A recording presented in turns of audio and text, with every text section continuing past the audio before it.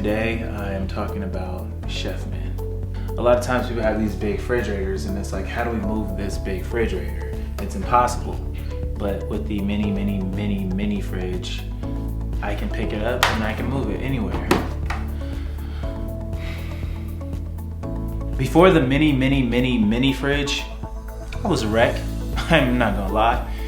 I always had a regular refrigerator, and in college I had a mini fridge, but I was always like, I always wanted something smaller, something more compact. So, thanks to the good people at Chefman, I got the mini fridge, and it's changed my life. I absolutely love the mini fridge. And would I still be doing this if it wasn't a paid advertisement? The mini fridge can fit a lot of things.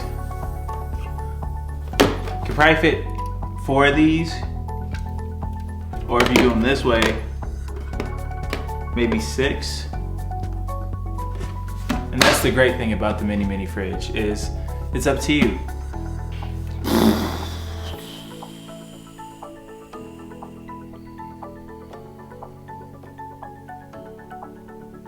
You can make it cold or hot. I prefer the cold. Just like my real refrigerator. This is not just paid advertisement. It's also something that I enjoy. Chefman.